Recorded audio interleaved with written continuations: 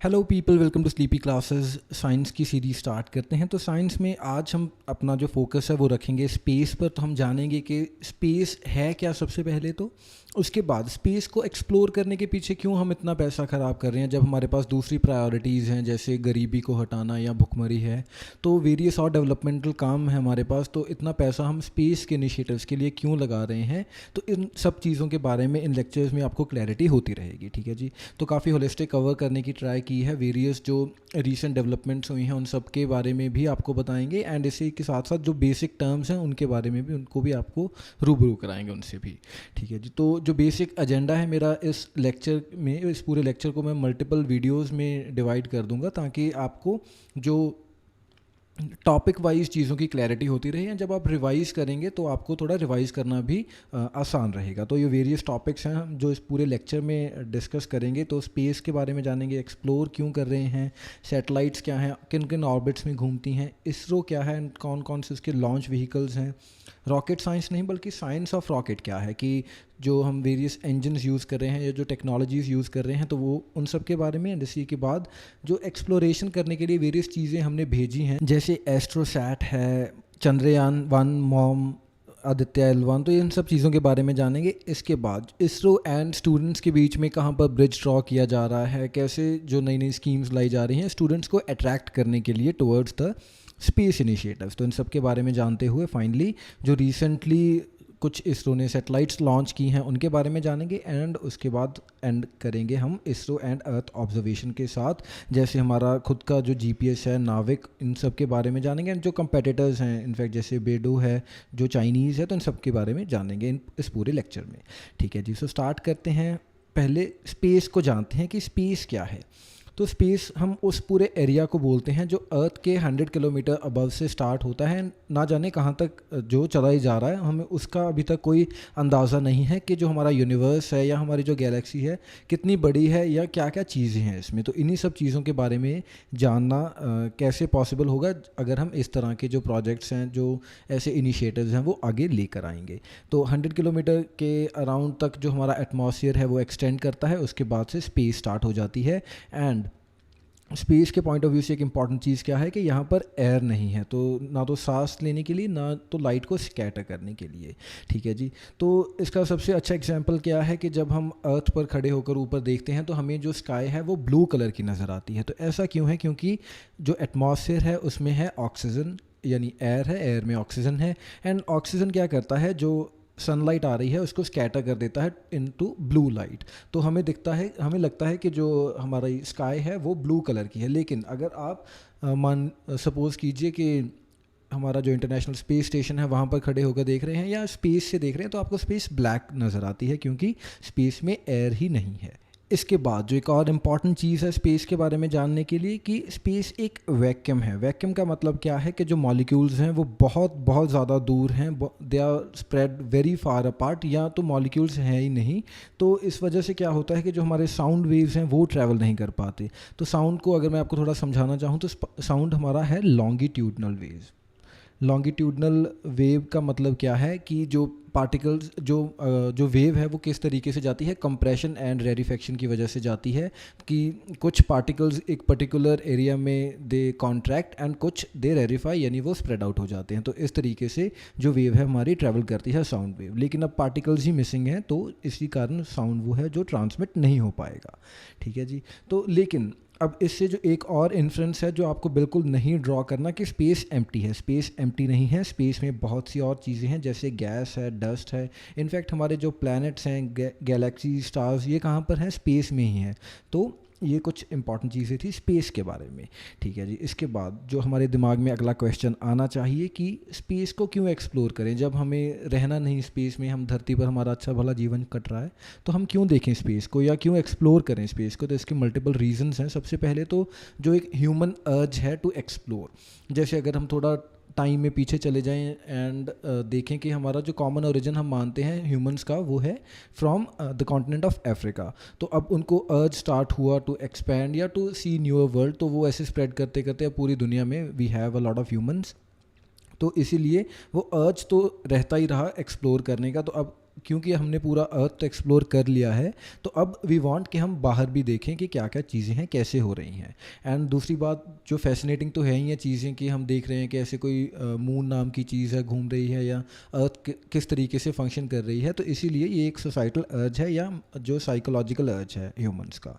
इसके बाद कि जो दूसरा एक और इम्पॉर्टेंट क्वेश्चन हमारे दिमाग में आता है कि क्या सिर्फ अर्थ पर ही लाइफ है, या लाइफ दूसरे कहीं और भी किसी यूनिवर्स में, किसी पैरेलल यूनिवर्स में, या प्लैनेट्स पर, या किसी और गैलेक्सी में क्या लाइफ है। तो इस चीज़ को भी हमने ढूंढना है, तो इसी कारण से we try to explore newer places in the space.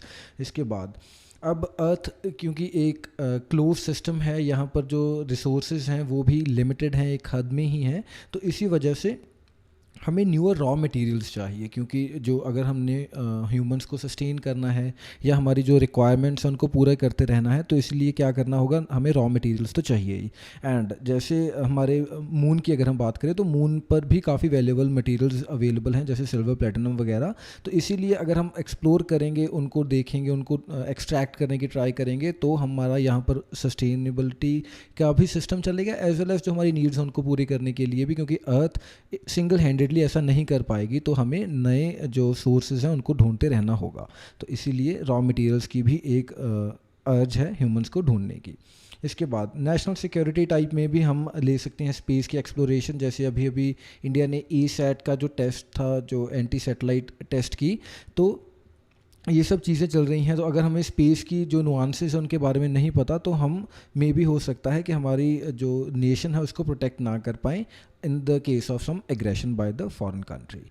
ठीक है जी। इसके बाद जो टू फॉर ग्रेट इन्वेंशंस, तो ऐसा देखा जाता है कि जब भी कोई ऐसी वॉर फुटिंग वाली या कुछ एक्स्ट्रा ऑर्डनरी हम कोई काम कर रहे होते हैं, तो उस टाइम पर काफ़ी ज़्यादा इन्वेंशंस होती हैं। जैसे स्पेस, तो इसका एक बहुत अच्छा एग्जांपल है कि किस तरीके से हमने स्पेस की टेक्नोलॉजी को वेरियस सिविलियन यूजेस के लिए लगाया है। फॉर एग्जांपल स्पेस में माइक्रो ग्रेविटी में हम एक्सपेरिमेंट्स कंडक्ट कर रहे हैं, एंड उनको फिर बाद में अर्थ पर लेकर आकर जो डिफरेंसेस हैं वो किस तरीके से विजिबल होते हैं, ग्रेविटी का जो इफ़ेक्ट है कैसे नलीफाई करेंगे, ये सब चीज़ों को हम ट्राई कर रहे हैं न्यू टेक्नोलॉजी डेवलप करने के लिए, हमारे खुद के लिए।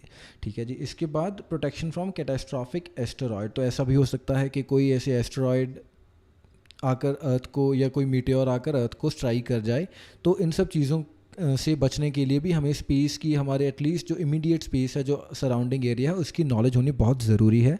तो इन सब रीजंस की वजह से हम कर रहे हैं जो पूरी स्पेस को एक्सप्लोर। इसके बाद अब एक्सप्लोर करते कैसे हैं, तो सैटेलाइट्स के थ्रू करते हैं, या फिर हम पूरे मिशंस भेजते हैं। तो सैटेलाइट्स को हम, अगर हम अर्थ की ऑब्जर्वेशन की ही बात करें अभी इमीडिएटली, तो दो टाइप्स में डिवाइड करते हैं। पहली है कम्युनिकेशन सैटेलाइट्स। तो कम्युनिकेशन सैटेलाइट्स स्पेस एक्सप्लोरेशन में ही नहीं, बल्कि जो हमारे खुद का नीचे पूरा ऐसे ब्रॉडकास्टिंग कह लें, या कम्युनिकेशन के लिए ही, जो वेरियस डिज़ास्टर वार्निंग एक्सेट्रा के लिए यूज़ होती हैं। तो यूजुअली इन सैटेलाइट्स को हम रखते हैं जियो सिंक्रोनस ऑर्बिट्स में, एंड ये हमें एक जगह से दूसरी जगह जो हमारा डेटा है, या फिर जो मैसेज है एक जगह से दूसरी जगह, तो उन सब चीज़ों को केटर करने के लिए हमारे पास ये कम्युनिकेशन सैटेलाइट्स हैं। ठीक है जी। ऑल्दो पूरा इस कम्युनिकेशन नेटवर्क का जाल हमने धरती पर या समुद्र के थ्रू वेरियस तरीक़ों से फैला रखा है, लेकिन अब हमें स्पेस के थ्रू भी चाहिए, क्योंकि जो एक्सपेंस है स्पेस के थ्रू हम एरिया का, वो बहुत ज़्यादा कवर कर सकते हैं एज़ कम्पेयर टू अगर हम लैंड पर ऐसे तारे बिछाते जाएं। तो दूसरी सैटेलाइट्स जो हमने डिवाइड की हैं ब्रॉडली, वो है रिमोट सेंसिंग सैटेलाइट्स। तो रिमोट सेंसिंग सैटेलाइट्स का क्या है कि ये नेचुरल रिसोर्स की मॉनिटरिंग करने के लिए कि किस तरीके की वेजिटेशन हो सकती है, या फिर किसी पर्टिकुलर जगह में, या फिर जो हमारे रिसोर्सेज हैं, फॉर एग्जांपल अगर हम बात करें ऑयल एक्सप्लोरेशन की, या फिर जो वैल्यूएबल मटेरियल हैं, तो ये सब चीज़ें हमें कहाँ पर जो ज़्यादा इसकी प्रॉबिलिटी है पाए जाने की, तो ये सब चीज़ों के लिए हमें चाहिए होती हैं रिमोट सेंसिंग सैटेलाइट्स, एंड इनको यूजुअली ऑपरेट किया जाता है via the sun synchronous polar orbit. तो अब ये जो सैटेलाइट्स हैं, इनको कहाँ पर प्लेस करेंगे, या कैसे डिसाइड करेंगे कि कौन सी सैटेलाइट किस जगह पर रखी जाए ताकि वो अर्थ के इर्द गिर्द घूमती रहे, तो इन सब के लिए हमारे पास एक इम्पॉर्टेंट चीज़ है, वो है ऑर्बिट। तो ऑर्बिट क्या है, सबसे पहले तो एक रेगुलर रिपीटिंग पाथ है, जो कि एक ऑब्जेक्ट स्पेस में बार बार उसको फॉलो फॉलो करता रहता है। एंड ये करता कैसे है, किसी दूसरे ऑब्जेक्ट के अराउंड वो घूमता है।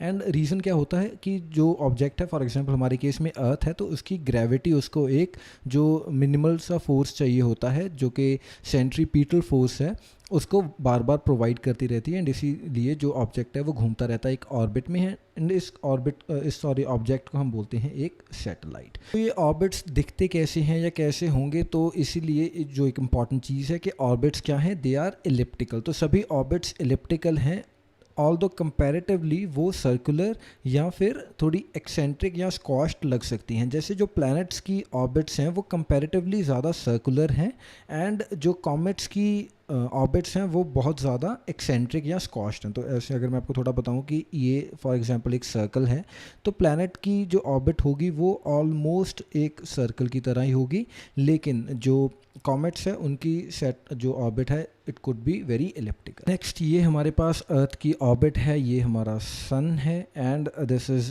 अर्थ जो कि घूम रही है जो सन के इर्द गिर्द। तो इसमें दो इम्पॉर्टेंट चीज़ें आती हैं, एपहीलियन एंड पेरीहीलियन। तो जैसे कि आपको दिख रहा होगा ऑर्बिट में, क्योंकि ये प्लैनेट की ऑर्बिट है तो ऑलमोस्ट सर्कुलर टाइप ही मानते हैं हम इसको। एंड जो इम्पॉर्टेंट चीज़ क्या है कि पेरीहीलियन वो पॉइंट है जब अर्थ सन के बहुत ज़्यादा करीब है अपनी ऑर्बिट में, एंड उसके बाद एपहीलियन वो फारदेस्ट पॉइंट है अर्थ की ऑर्बिट में जहाँ पर अर्थ सबसे ज़्यादा दूर है सन के। इसी चीज़ को जब हम अर्थ मून सिनेरियो में देखते हैं तो हमारे पास एपोजी एंड पेरीजी आता है, यानी जो फारदेस्ट पॉइंट है अर्थ एंड मून का वो एपोजी है, एंड जो नियरेस्ट पॉइंट है दैट इज़ पेरीजी।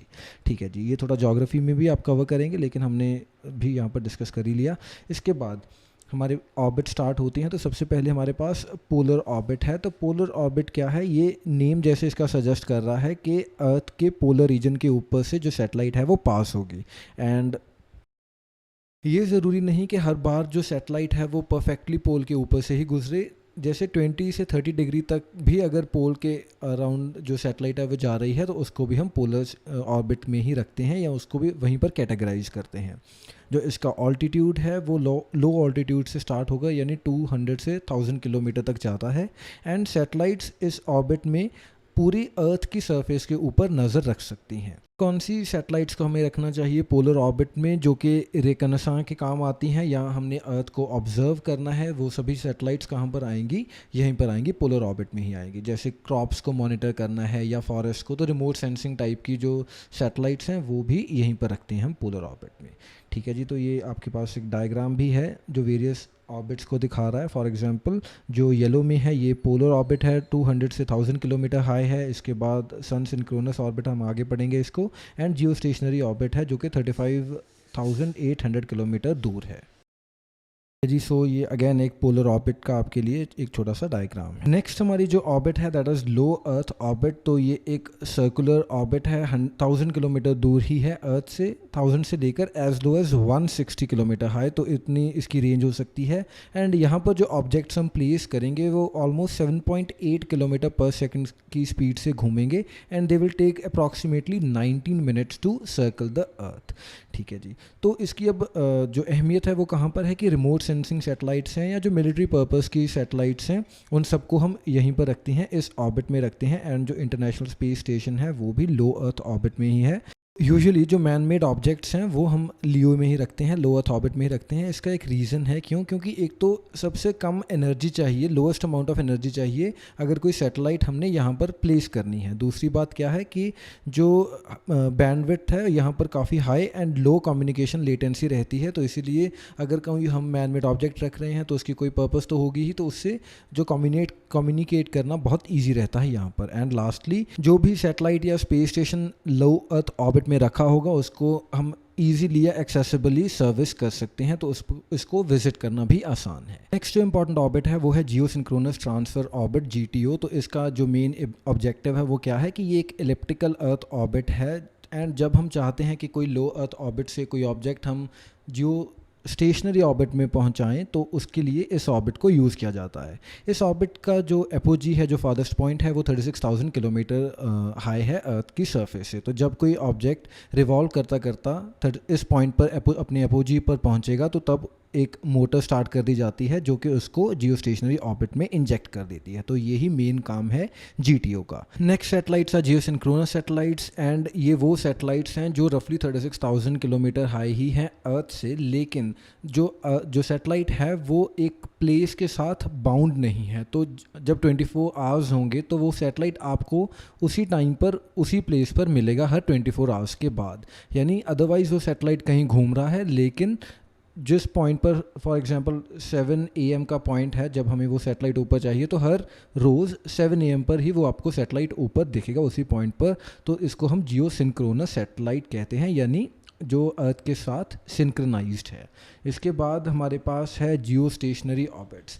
तो जियो स्टेशनरी ऑर्बिट्स क्या हैं? वो ऑर्बिट्स हैं जहाँ पर जो सैटेलाइट्स हैं they are synchronised with earth's rotation. तो अब geosynchronous and geostationary में डिफरेंस क्या है कि जियो सिंक्रोनस वाली हर 24 घंटे में एक जगह पर आएगी, उसी जगह पर आएगी बेसिकली, एंड जियो स्टेशनरी है कि वो हर पल जो ऑब्जर्वर है उसको लगेगा कि वो सैटेलाइट उसके सर के ऊपर ही खड़ी है। तो इसीलिए इसका नाम जियो स्टेशनरी ऑर्बिट है, यानी ऑब्जर्वर को वो जो सैटेलाइट है वो स्टेशनरी लगती है।